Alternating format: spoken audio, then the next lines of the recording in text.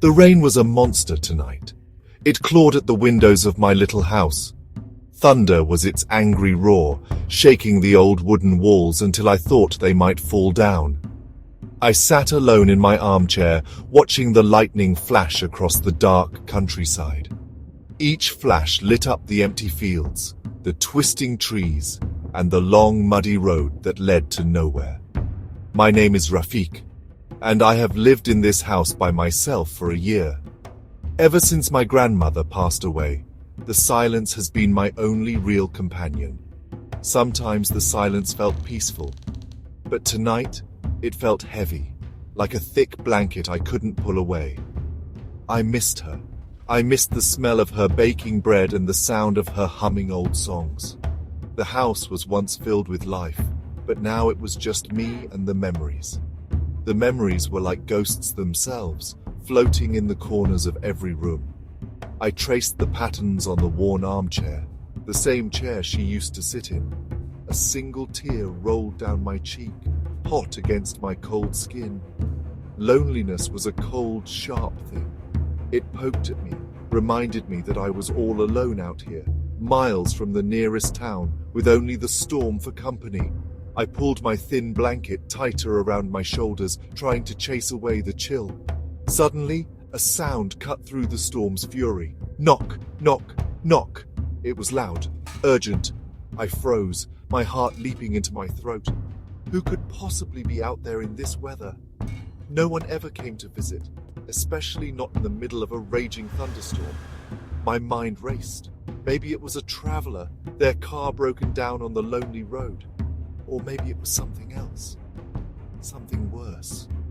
The wind howled, and the knocking came again, harder this time, more insistent. Knock, knock, knock. It sounded like someone was trying to break the door down. I stood up, my legs feeling like jelly. Every instinct told me to stay put, to pretend I wasn't home, just ignore it, and maybe they would go away. But my grandmother's voice echoed in my head. Never turn away someone in need, Rafiq, she used to say. A kind heart is the best shelter. The rain lashed against the glass, and another crash of thunder made me jump. What if someone was really in trouble? I couldn't just leave them out there to face the storm alone. Taking a deep breath, I walked slowly toward the front door, my hand trembling as I reached for the old brass doorknob. I turned the knob and pulled the heavy door inward. A blast of wind and rain rushed into the hallway, making the lights flicker. Standing on my porch was a man. He was tall and thin, soaked to the bone. His dark coat clung to his frame, and water dripped from the brim of his old-fashioned hat, hiding his face in shadow. He didn't say anything. He just stood there, a dark shape against the stormy night. "Can I help you?" I asked, my voice barely a whisper against the wind's shriek. He looked up, and for a moment I saw his eyes. They were pale, almost colorless, and they seemed to stare right through me. "Shelter," he rasped, his voice as dry as old leaves. "Just for the night. The storm. It is too much." His words were simple, but they sent a shiver down my spine. Something felt wrong, very wrong. But what could I do? He looked miserable, and the storm was getting worse. My grandmother's words came back to me again. I stepped aside, holding the door open. "Come in," I said, trying to sound braver than I felt. He glided past me, not walking so much as floating into the house. He brought the cold of the night in with him, a damp, earthy smell that clung to the air. I offered him a towel and a dry blanket. He took them without a word of thanks, his long, pale fingers brushing against mine. His touch was icy cold, like he had been lying in a freezer. He sat down in the armchair across from mine, the one my grandfather used to use. He didn't take off his wet coat or his hat. He just sat there, perfectly still, a dark statue in my living room. I tried to make conversation. "Bad storm?" I said nervously. He just nodded slowly, his gaze fixed on the fireplace where no fire was lit. "Where are you headed?" I asked. He didn't answer that time. He just kept staring. The silence grew, becoming more uncomfortable with every passing second. I could hear the drip, drip, drip of water from his coat forming a puddle on my wooden floor. I tried to ignore it. I tried to pretend this was normal. But then I noticed something strange. The puddle wasn't growing. I looked closer. Water was dripping from his coat, but the floor beneath him was completely dry. My heart started to pound. I blinked, thinking my eyes were playing tricks on me. I looked again. No puddle. It was impossible. He hadn't moved. Where was the water going? I decided I needed to get away from him. "I'll make some tea," I announced, my voice cracking. I hurried into the kitchen, my hands shaking so badly I could barely fill the kettle. The kitchen felt safe, brighter than the dim living room. I leaned against the counter, trying to calm my racing heart. It was just the storm making me jumpy. He was just a strange man, that's all. Then I heard a floorboard creak right behind me. I spun around. The stranger was standing in the kitchen doorway, silent as a shadow. But how? I hadn't heard him get up or walk across the living room floor. He was just there. "No tea for me," he said, his colorless eyes seeming to glow in the dim light. Before I could respond, there was another knock at the front door. This one was softer, a gentle tapping. Tap, tap, tap. The stranger smiled, a thin, unsettling curve of his lips. "More company," he whispered. I didn't want to open the door. I wanted to tell whoever it was to go away. But my feet moved on their own, as if pulled by invisible strings. I walked back into the hallway and opened the door. Standing on the porch were two more figures. A woman in a long, tattered dress and a small child holding her hand. They looked even worse than the first man. Their clothes were from another time, old and faded. Their faces were pale and sorrowful. "We saw the light," the woman said, her voice a sad, airy whisper. "May we please come in from the rain?" Before I could even think of an answer, they drifted past me, just like the first man had. They didn't seem to touch the floor. They moved into the living room and stood by the cold fireplace, their eyes empty and lost. The house was starting to feel crowded. It was starting to feel cold. The air grew heavy, thick with the smell of damp earth and something else, something like decay. I stood frozen in the hallway, watching them. The first man, the woman, the child. They didn't speak to each other. They just stood there, three silent statues in my house. My house. But it didn't feel like my house anymore. It felt like their territory. The storm raged outside, but the storm inside me was worse. Fear was a cold snake coiling in my stomach. I wanted them to leave. I wanted to scream at them to get out, but the words were stuck in my throat. Then I heard another sound. Not a knock this time. It was a scratching sound coming from the back door. My blood ran cold, scratching, like an animal. But it wasn't an animal. I knew it. With a growing sense of dread, I turned and saw more shapes gathering outside the kitchen window.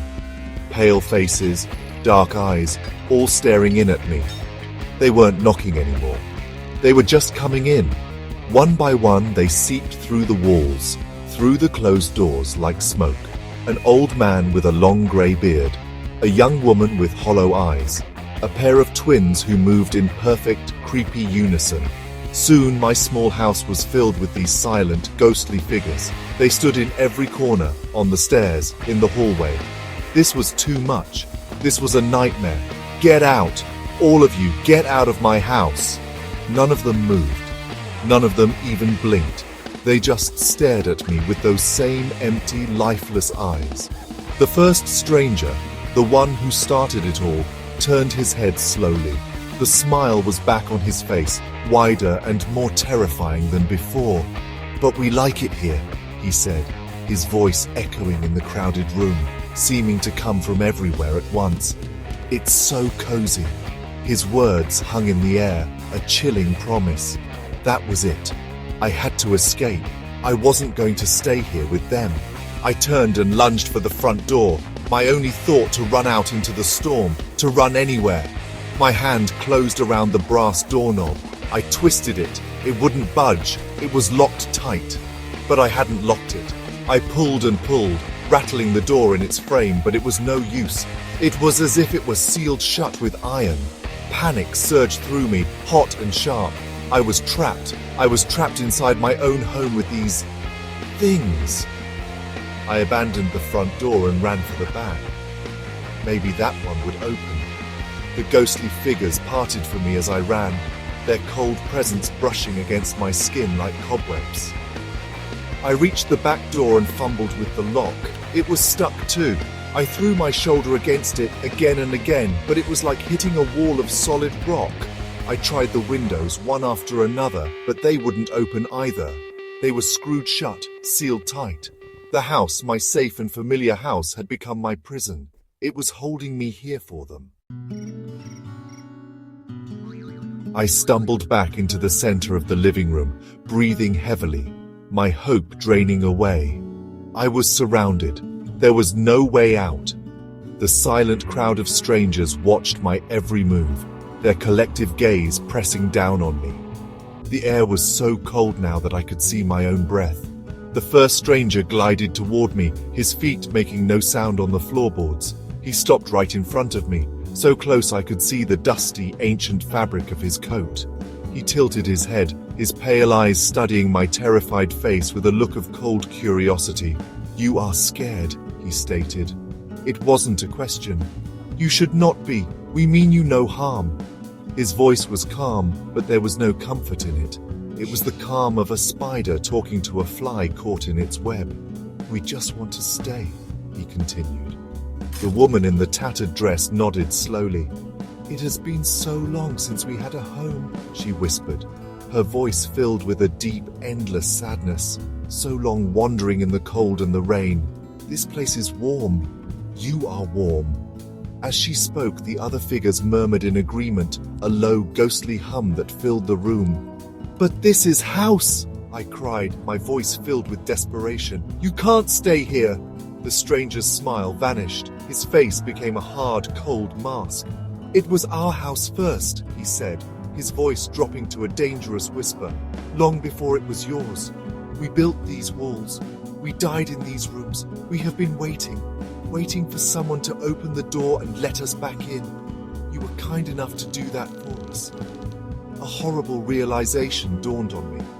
They weren't just visitors. They were the original owners. They had come home, and I was the intruder. The warmth they felt was my life, my energy. They wanted to stay here with me forever. The small child who had been silent until now stepped forward. He looked up at me with ancient, sorrowful eyes. "Please don't make us leave again," he pleaded. "We don't want to be alone anymore." His small, cold hand reached out and touched my arm. A paralyzing chill shot through my entire body, starting from his touch and spreading like ice in my veins. My strength left me. My legs gave out, and I sank to the floor, the faces of my new housemates swimming before my eyes as the world went dark. Weeks later, on a bright, sunny afternoon, a police car finally made its way down the long, muddy road. The officer, a man named Miller, had been sent to do a wellness check. No one in the distant town had heard from Rafiq in over a month, and a concerned neighbor had called it in.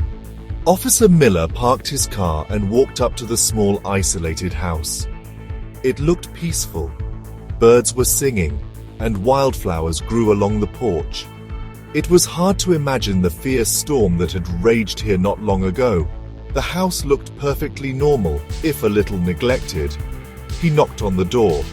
Knock, knock, knock. There was no answer. He called out Rafiq's name. Only silence responded. He tried the doorknob, and to his surprise, it turned easily. The door swung open onto a clean, quiet house. Everything was neat and tidy. The armchair was perfectly placed. The floors were swept. There were no coats or blankets left out, no teacups in the sink. There was no sign of a struggle, no sign of any disturbance at all. It was as if the owner had simply vanished into thin air. Officer Miller walked through the silent rooms, his footsteps echoing on the old wood floors. The kitchen was spotless. The bedroom was empty, the bed neatly made. He searched every corner of the house, but there was no trace of Rafiq. It was a complete mystery. There was no note, no luggage missing, nothing to suggest he had left. His car was still parked outside. It was deeply unsettling. The house was just empty. It felt hollow, as if it were holding its breath, waiting for something. The officer felt a strange chill, even though the sun was streaming through the windows. As he was about to leave, something on the living room floor caught his eye. He bent down to look closer. There, etched into the dust on one of the wooden floorboards, was a single faint word. It was written in a shaky, desperate hand. The officer squinted, brushing away a bit more dust to read it clearly. The word was trapped. Miller stood up, a shiver running down his spine. He looked around the empty, silent house one last time. He had a feeling that even though the house looked empty, it wasn't. It wasn't empty at all, and Rafiq, wherever he was still inside.